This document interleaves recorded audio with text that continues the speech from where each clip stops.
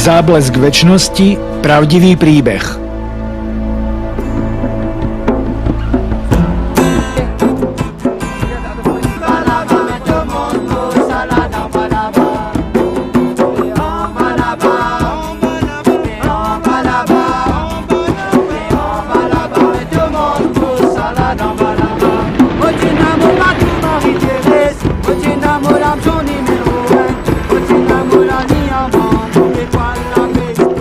Niekedy koncom 70.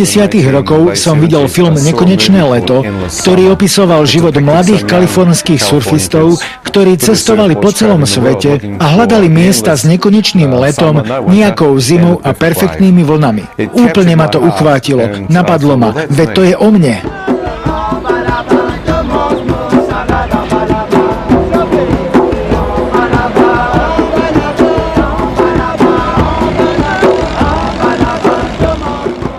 Cestoval som 2 roky po Austrálii, juhovýchodnej Ázii, Bali, Srí Lanke, Malajzii, až som sa nakoniec usadil na malom ostrove nazývanom Mauritius.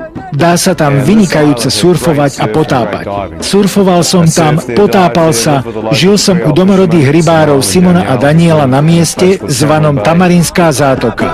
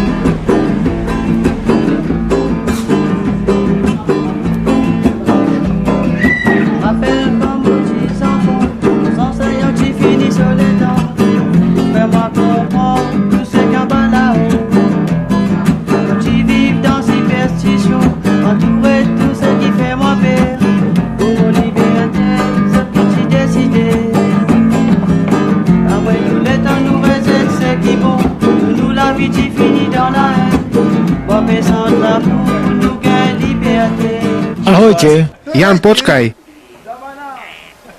Pôjdeme sa v noci potápať? Dnes v noci? Nevyzerá to moc dobre. Je to dobré. Dobre.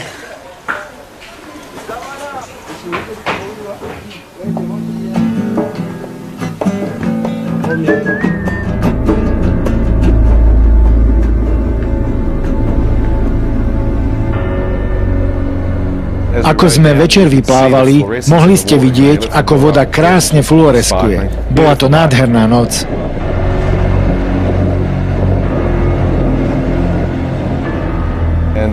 Plavili sme sa smerom k útesu a na jeho vonkajšej strane sme sa ponorili. Chceli sme naloviť langusty.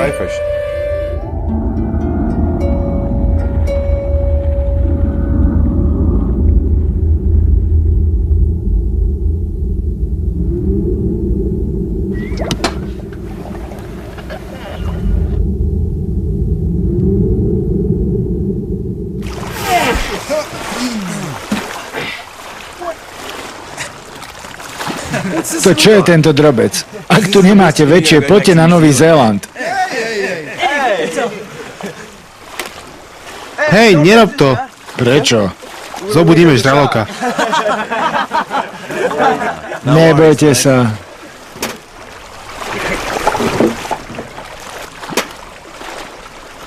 Keďže sa zamračilo, bola dosť tma. Mesiac nebolo vidieť, len sa trochu čerila hladina.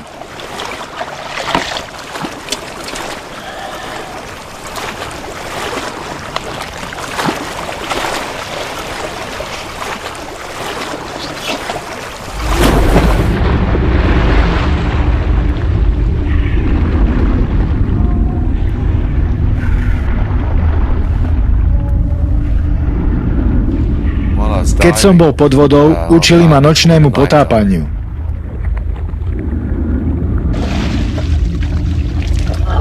Potápali sme sa na vonkajšej strane útesu. Pritom sme používali potápačské baterky. Keď ňou osvietite kraba alebo langustu, oslepíte ich a ľahko sa potom dajú zbierať.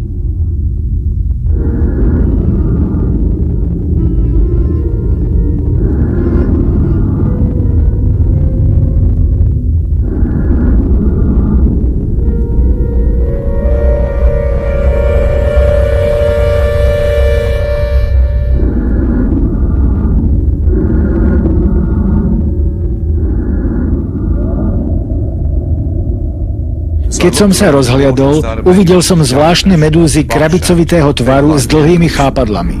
Napadlo ma, sú to naozaj medúzy? Tak som sa načiahol, aby som sa o tom presvedčil. Vôbec som netušil, že som práve chytil to, čo je považované za najjedovatejšieho alebo druhého najjedovatejšieho živočícha na Zemi, štvorhranku smrteľnú. Bola priesvitná, telo mala v tvare kocky a ťahla za sebou dlhokánske chápadlá. Myslel som si, že je to druh priesvitnej sépie. Bola to veľmi nezvyčajná medúza.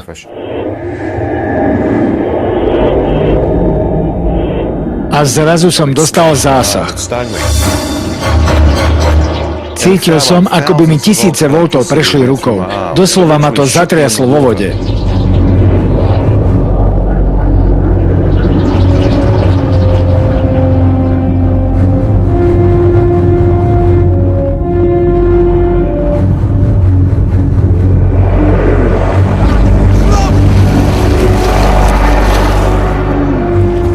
Keď som začal plávať k lodi, zasiahli ma ďalšie dve.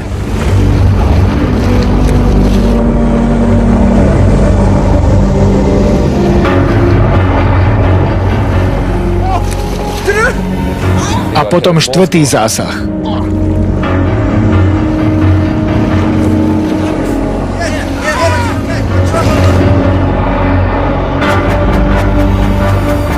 Medúzy.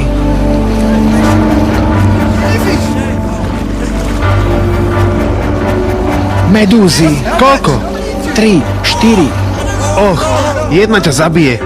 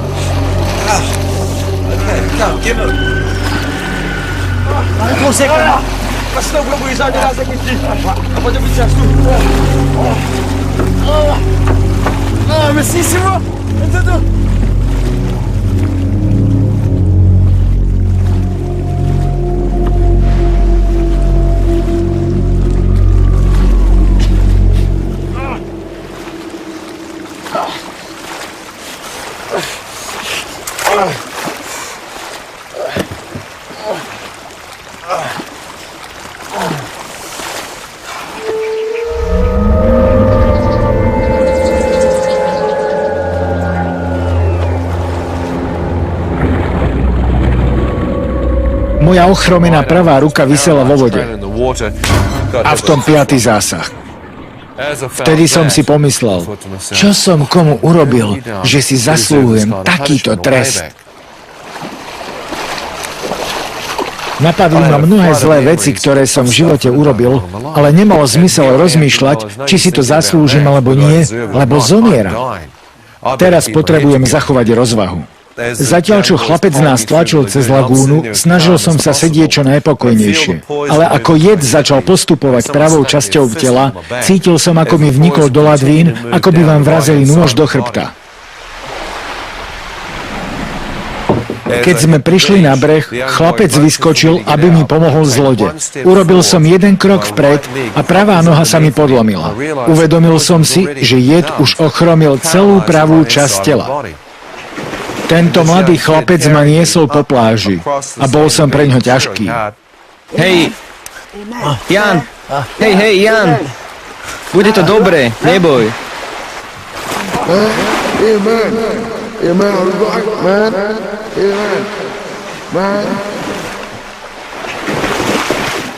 Napadlo ma, že sa bojí o svojich bratov na útese a ide pre nich.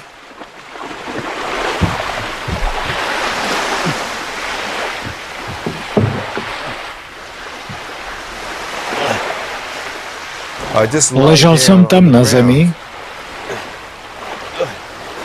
a začal som sa cítiť veľmi slabý a unavený.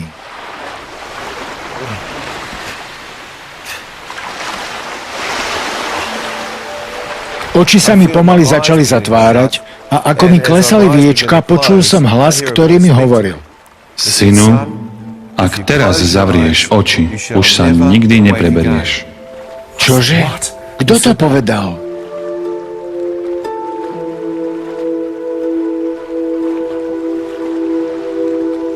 Pozrel som napravo, lebo som očakával, že tam bude nejaký muž, ale nikto tam nebol. To je čudné. Bol som si istý, že som počul hlas. Ak zavrieš oči, už nikdy nevstaneš. To znamená zomriem. Čo to stváram, keď si chcem pospať? Ja somár. Toto je koma. Za žiadnu cenu si nemôžeš dovoliť zaspať. Ako bývalý záchranár som to dobre vedel. Bol som konfrontovaný s faktom, že jed ma zabíja. Bolo mi jasné, že som na hranici kómy a potom už bude nasledovať istá smrť. Preto som vstal a začal bojovať s prichádzajúcou smrťou, ako sa len dalo. Cítil som, že pravá noha ma ešte vládze niesť.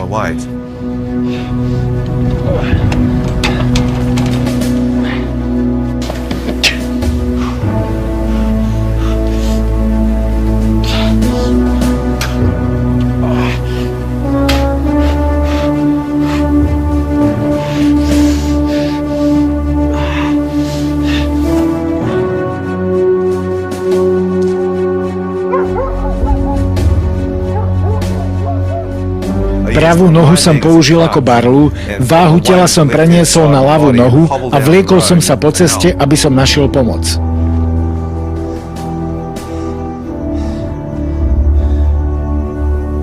Ak zavrieš oči, už sa nikdy nezobudíš.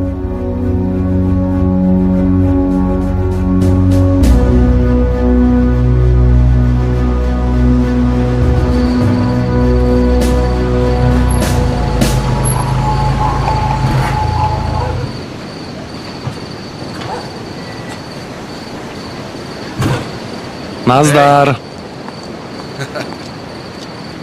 Tak čo, chlapi? Ako sa máte? Dá sa to? Pozrite na ňo. Opitý surfista. Hej, pomôžte mi. Prosím, vezmite ma do nemocnice. Máš peniaze? Mám. Zaplatím. Koľko máš? 50. $100. Hoci koľko. Veľa pijete, chlapci.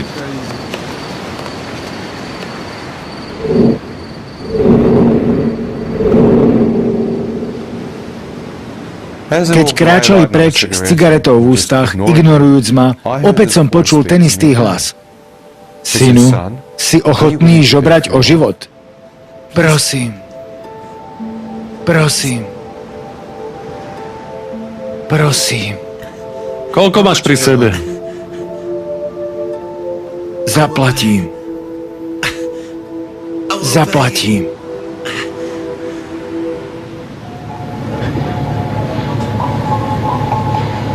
A ako mi zaplatíš? Nebojte sa. Sľubujem, zaplatím. Kde bývaš? V bungalove. V Tamarínskej zátoke. OK. Dobre, tak ťa tam zaveziem. Počkajte. Do nemocnice. Najprv peniaze. Zaveziem ťa pre ne. Nie. Prosím.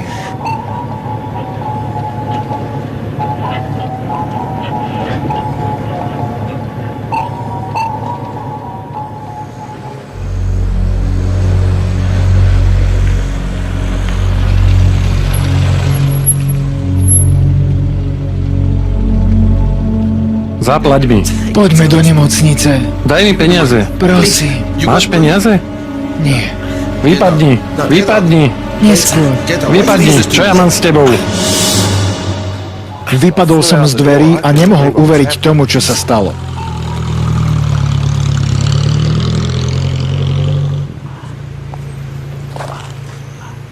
Ako som tam ležal, zrazu som začul známy hlas miestneho rybára Daniela. Jan, čo sa stalo? Medúza, Čože? Medúza? medúza. Vezmem ťa do hotela. Vzal ma na ruky a odniesol do hotela. Čínsky majitelia už zavreli bar, sedeli pri bazéne, hrali hazardnú hru a popíjali whisky.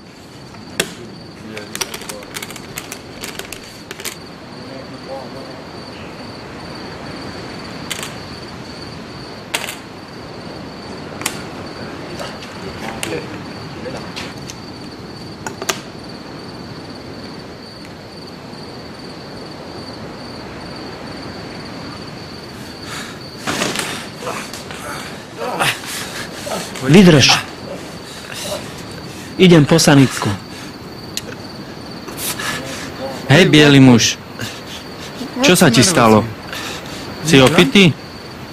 Nie, prosím, do nemocnice. Prosím, potrebujem nemocnicu. Nemocnicu. Čo to je? Hlúpy chalan.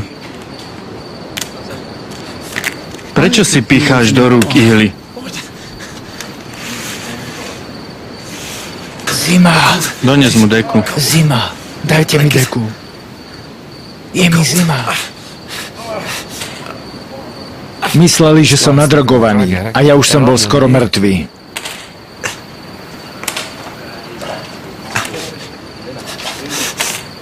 Hlúpy chalan. Hlúpy chalan. Je mi zima. Tak zima. Pomôžte.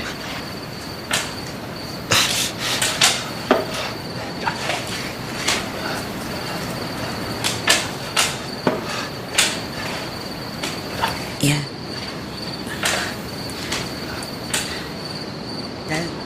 Yes, yeah. Hej, daj si trochu.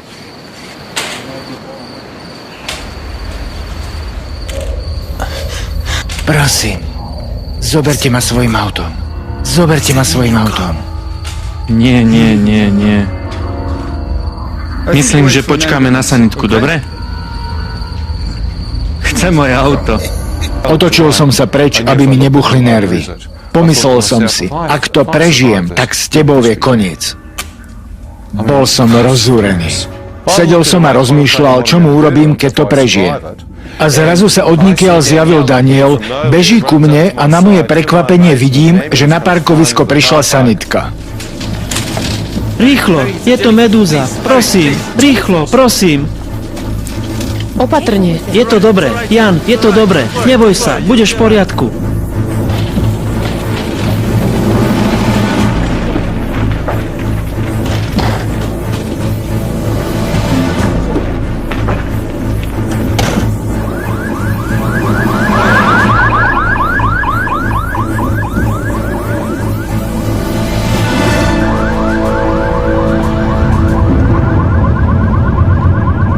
Keď sme sa hnali k nemocnici, začal som vidieť v sanitke niekoho, kto vyzeral ako malý chlapec s blond vlasmi.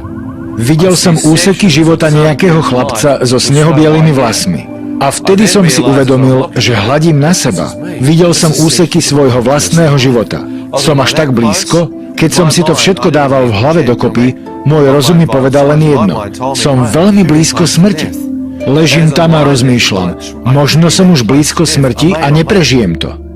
Ležím a neviem, čo robiť, keď sa zrazu predo mnou zjaví jasný obraz mojej mamy. Pozerá mi priamo do očí a vraví tieto slova. Jan, nezáleží na tom, čo si v živote urobil. Nezáleží, ako ďaleko si od Boha. Ak budeš volať na Boha z hĺbky srdca, vypočuje ťa a odpustí ti. Rozmýšľal som, ak je tam Boh, ktorý je to? Na mojich cestách po Srí Lanke a juhovýchodnej Ázii som videl, že ľudia tam uctievali tisíce bohov. Pomyslel som si, Bože, ak si skutočný, ukáž sa. Kedysi som vravel, ak neuvidím Boha, neuverím. Povedal som, ak sa ukážeš, budem sa modliť. Ale nejaká tvár sa neukázala. Mama hovorievala, modli sa zo srdca. Bože, ak si skutočný, ak toto je skutočnosť, pomôž mi modliť sa. Pomôž mi modliť sa hociakú modlitbu, čo viem. Pripomeň mi modlitbu Pána.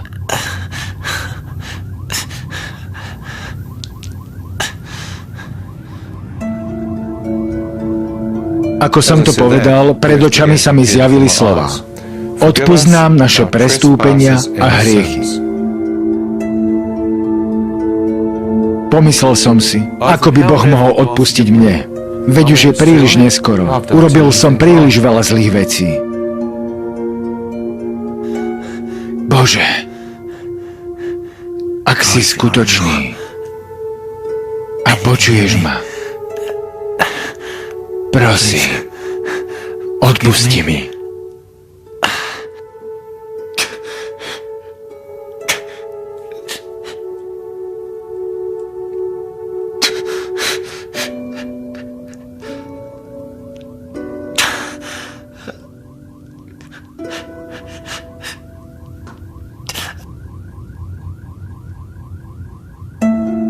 Objavili sa ďalšie slová. Odpusti prestúpenia tým, ktorí sa prehrešili voči tebe. Aha, to znamená odpustiť druhým. Žiadny problém, nie som pomstivý človek. Bože, odpúšťam všetkým bez ohľadu na to, čo mi urobili. Odpúšťam im. Hneď ako som to povedal, zjavila sa mi tvár indického taxikára. Napadlo ma, tento tu čo robí? Ozval sa hlas. Odpustíš mu, že ťa vyhodil z taxíka a nechal ťa zomierať na ceste? Žartuješ? Nikdy. Tomuto odpustiť. Bol som nazúrený na toho chlapíka. A hneď na to sa predo mnou zjavila tvár Číňana. A toto má byť zas čo? Hlas povedal, odpustíš mu, že ťa nevzal do auta a nechal ťa zomierať v hoteli? Pomyslel som si, nie. Keď som videl tie tváre, rozmýšľal som, čo sa to tu deje? Toto nie je nejaká smiešná hra na modlitbu. Možno, že sa naozaj rozprávam s Bohom. Tento hlas robí tú modlitbu pre mňa veľmi osobnou.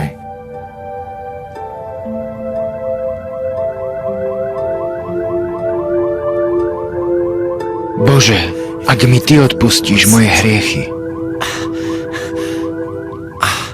ja odpustím týmto ľuďom, čo urobili mne. Ich tváre okamžite zmizli. Objavili sa ďalšie slová. Buď tvoja vôľa, ako je v nebi, nech sa deje na zemi. Tvoja vôľa? Ja som žil svoju vlastnú vôľu.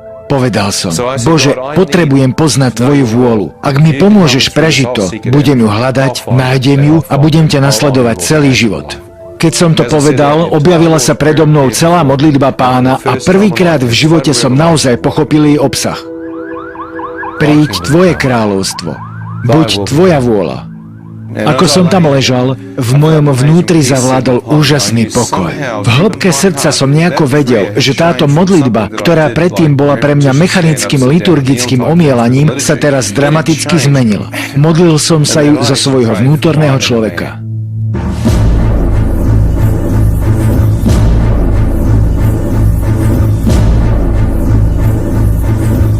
Čo sa stalo? Čo je s ním? Zasiahnutý medúzou. Medúza! Pane, počujete ma? Zožeňte mi rýchlo protijed. Pane, počujete ma? Zožeňte rýchlo protijed.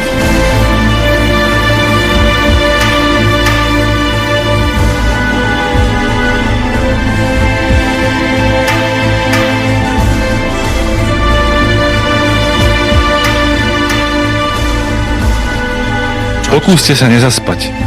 Protijed, OK?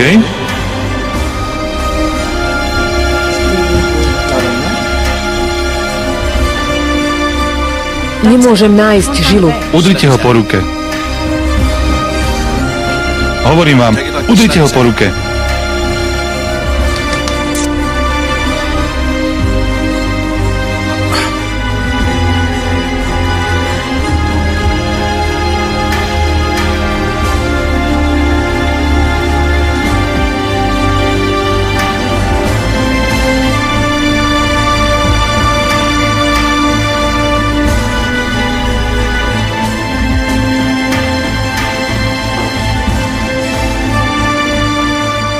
Viac pre vás teraz nemôžeme urobiť.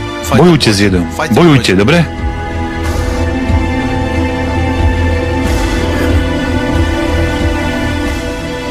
Cítil som, ako odchádzam.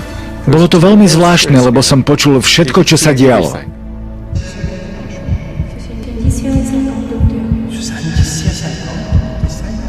Tak tam ležím a pozorujem doktora, ako sa rozpráva so sestričkami, ale mám problém udržať oči otvorené. Vyzeralo to, že to nedokážem. Pamätám si, ako som ich zavrel a rozhodol sa na chvíľu si oddychnúť a potom ich skúsim otvoriť.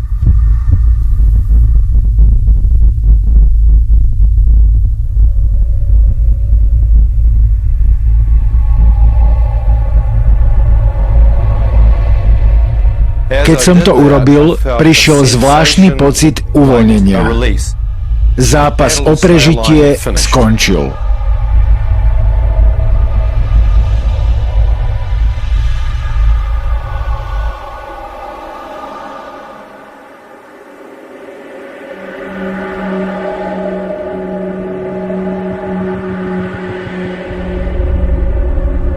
Zrazu som si uvedomil, že stojím a som svieži. Vedel som, že nespím. Objavil sa však jeden problém. Bola tam úplná tma. Prvé, čo ma napadlo, bolo, prečo tu nezažnú nejaké svetlo? Čo je toto za nemocnicu? Stál som tam a čudoval sa, ako dlho som spal, keď sú zhasnuté svetlá. Uvažoval som, počkaj, kým si tvoje oči zvyknú na tmu, možno si príliš rýchlo vstal. A tak som čakal, kým sa mi rozšíria zrenice, ale nikde žiadne svetlo. Bolo to ako v tmavej komore. Dobre, niekde tu musí byť vypínač. Tak som sa otáčal dokola a hľadal som ho, ale žiadny tam nebol. Keď som sa pohol vpravo, nemohol som nájsť stenu. Napadlo ma, to je divné, asi ma presťahovali. Tak som sa otočil späť, tápal som okolo seba, hľadajúc posteľ. Ale nemohol som ju nájsť. Pomyslel som si, ty hlupák, ako sa ti podarilo strátiť posteľ? Ako som sa tam motal a hľadal posteľ, napadlo ma. Je tu taká tma, že nevidíš ani vlastnú ruku pred svojou tvárou. Siahol som rukou tam, kde mala byť moja tvár a zdalo sa, že prešla cez ňu, ako by tam nič nebolo. To nie je možné. Nemohol som sa netrafiť. Ako by som nemal fyzické telo. Čo sa to tu deje? Zdá sa, že nemám fyzické telo, zdá sa, že som priehľadný, aj keď jasne vnímam, že som úplná ľudská bytosť, čo tu stojí. Ja, Jan, tu stojím. Čo sa stalo? Ako som tam stál, začal som cítiť, že niečo po mojej pravej ruke ma pozoruje. A spredu som cítil akoby neviditeľné oči niečoho alebo niekoho, ktoré ma pozorovali. V tme bolo niečo zlé. A vzduch sa naplnil chlad vyžarujúcim zlom.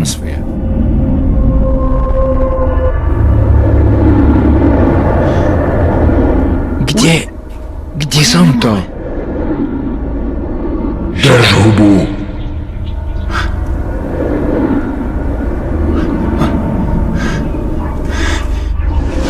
Zaslúžiš si byť tu. Čo? Zaslúžim si byť kde? V pekle. Teraz drž hubu.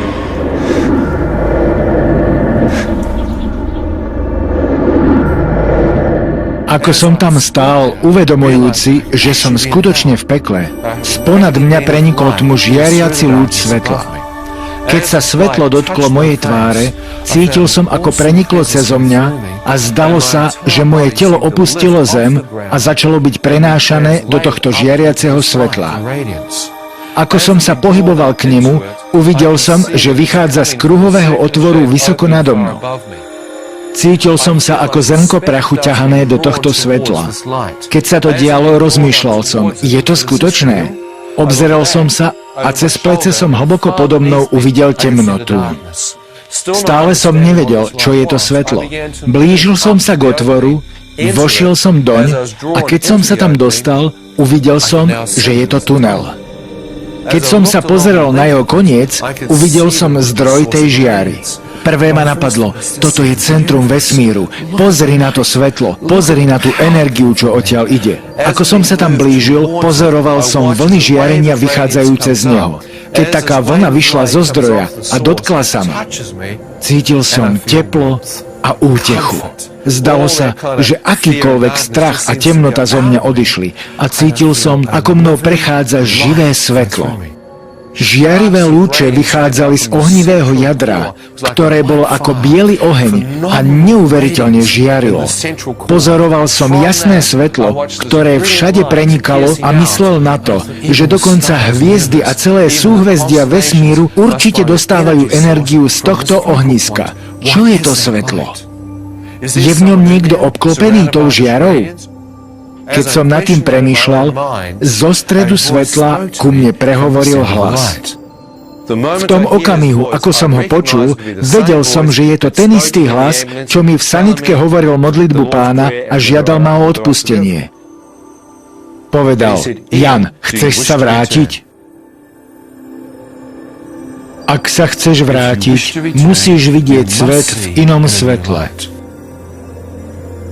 Pred očami sa mi zjavili slova. Boh je svetlo a v ňom nie je vôbec žiadna tma. Pomyslel som si, Boh je svetlo. Že by toto bol Boh, nie je v ňom žiadna tma. Práve som prišiel z tmy. Nech je tá bytosť ktokoľvek, je úplne oddelená od tmy, nie sú tu žiadne tiene, žiadne zlo, len čistá biela žiara. Pozná aj moje meno. Že by som naozaj stál pred Bohom a rozprával sa s ním. Ak je to tak, musí vidieť moje vnútro. Som pred ním úplne nahý. Určite vidí všetko. Začal som cúvať späť k temnému tunelu. Keď som to urobil, spozoroval som vlnu žiarenia, ktorá vyšla z ohňa. Čakal som, že keď ma zasiahne, doslova ma zhodí späť do tmy. Ale keď sa táto vlna žiarenia priblížila a prešla cezo mňa, bola v nej len láska. Láska bola taká silná, že som sa nezmohol na nič iné, len som sa rozplakal. Cítil som, ako ma Boh prijal. Povedal som, Bože, nemôžeš ma milovať. Preklínal som ťa. Viac lásky. Bože, toľko som hrešil. Spal som so ženami. Bral drogy. Viac lásky. Keď ma jeho láska neustále naplňala, hovoril som Bohu o najhorších veciach, ktoré som kedy v živote urobil. Keď sa svetlo začalo otvárať, začal som vnímať, že v strede tej žiary vidím mužské bosé nohy s členkami zakrytými oslnivo bielým rúchom, ktoré nebolo urobené z látky, ale zo svetla. Keď som sa rozhliadol a uvidel som to, začal som zdvíhať pohľad a uvidel som hruď muža s vystretými rukami, oblečenom v oslnivo bielom rúchu, ktorý akoby ma vítal. Keď som naň hľadel, vedel som, že vidím Boha. Bolo to také... Vyrazí vám to dých. Nemôžete byť na to pripravení. Neexistuje spôsob, ako sa pripraviť na takýto zážitok. Stál som tam v absolútnom úžase. Keď som mu pozeral na hlavu, jeho vlasy žiarili na bielo. Jeho tvár vyzerala, ako by z nej vychádzalo svetlo. Celá tvár skutočne vyžarovala lúče svetla. Nemohli ste vidieť črty jeho tváre, lebo svetlo bolo 7 až 10 krát silnejšie ako všetko, čo som tam videl, a vyžarovalo priamo z jeho tváre. Začal som k nemu kráčať, lebo som bol zvedavý, či môžem uvidieť Božiu tvár. Keď som prišiel blízko k nemu, Moja tvár sa vnorila do žiare okolo neho. Nezraní to vaše oči, môžete do toho hľadiť. Keď sa moja tvár priblížila k jeho tvári a ja som dúfal, že preniknem ten závoj svetla a uvidím ho, zrazu sa pohol. Uvidel som kruhový otvor, niečo ako okno alebo dvere do večnosti. Keď som cezeň pozrel, uvidel som pred sebou úplne novú zem. Bolo to, ako by som stál na prahu večnosti a mohol som nazrieť do nej. Ako som tam hľadel, videl som trávu, ktorá mala v sebe rovnaký život a vyžarovala také isté svetlo. Videl som tam kvety, polia a vedel som, že keď vstúpim na trávu, nepoškodím ju. Farby, energia a život vyžarujúce zo všetkého boli ohromujúce. Videl som rieku s kryštálovo čistou vodou, lemovanú stromami, vľavozelené úbočia, pozeral som napravo a videl v diaľke hory a úžasne modrú oblohu. Stál som tam a hovoril si, toto je raj. Keď som na to hľadel, vedel som, že patrím tam. Nejako som vedel, že som stvorený Bohom žiť tam a napadlo ma, prečo som sa nenarodil tu, ale na zemi. Vedel som, že som prišiel domov. Precestoval som celý svet hľadajúc raj a bol tu, priamo predo mnou. Napadlo ma, som doma. Som doma. Keď som chcel vstúpiť, postavil sa priamo predo mňa a zablokoval mi cestu.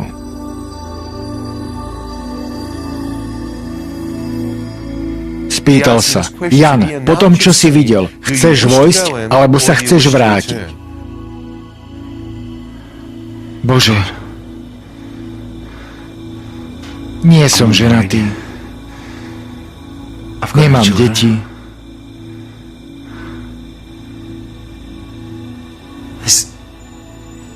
nemám sa kvôli komu vrátiť. Nechcem ísť späť. Obzeral som sa a k môjmu údivu mi Boh ukázal jedného človeka, čo ma miloval. Keď som uvidel moju mamu priamo za mnou, začal som plakať. Pomyslel som si, nepovedal som Bohu pravdu, je tam niekto, kto ma miluje. Ak zomriem, a to sa práve deje, a vôjdem do raja, do Božej blízkosti, bude moja drahá mama tušiť, že jej pôžitkársky syn sa modlil v sanitke, robil pokánie z hriechov, dal svoj život Bohu, Boh vypočul jeho modlitbu a vzal ho do raja. Veď mama si bude myslieť, že som išiel do pekla. Myslel som na to, ako dostane telegram. Váš syn včera v noci zomrel, pošleme vám ho v truhle alebo spopolneného. Keď sa to stane, zničí ju to. Už trpela tak veľa, stratila veľa blízkych. A teraz ja. Aké sebecké by bolo prekročiť prach a nechať mamu, aby ma pochovala s presvedčením, že som skončil v pekle.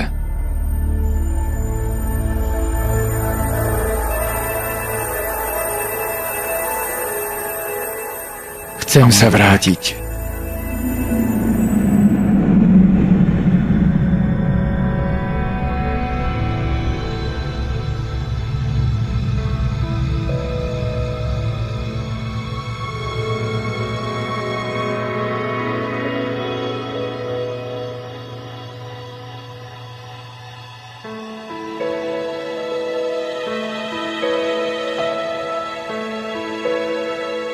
Okamžite som bol späť v tele v nemocnici s lekárom, ktorý držal moju zdvihnutú pravú nohu a zarezával mi nejakým ostrým nástrojom, asi skalpelom, do chodidla. Necítil som nič, bola ako kus mŕtvého mäsa.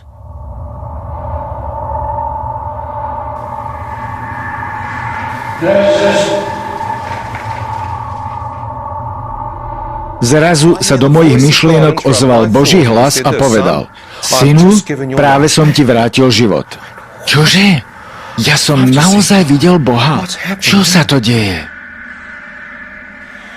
Pocítil som úžasnú moc, prúdiacu cezo mňa.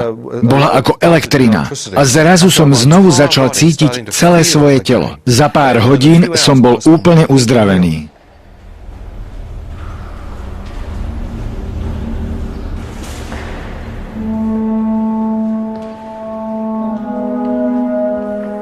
Povedal som Bohu, čím som sa stal? Odpovedal, znovu zrodeným kresťanom.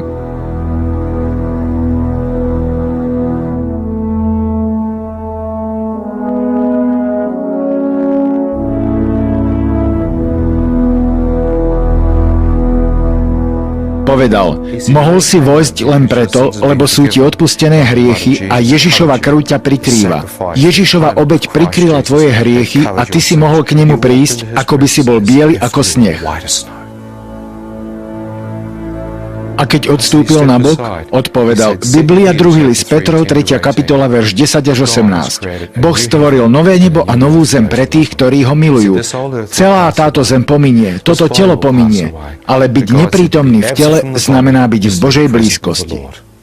Odísť z tohto tela znamená byť v Božej blízkosti. Smrť, kde je tvoja zbraň? Smrť je pohltená. Ako? Cez moc vzkriesenia Ježiša. Zbraňou smrti je hriech, ale Boží dar zdarma pre tých, ktorí urobia pokánie, je odpustenie hriechov a oni vojdu do večnosti. Žiť je Kristus a zomrieť zisk. Och Bože, kto by som bol bez Teba?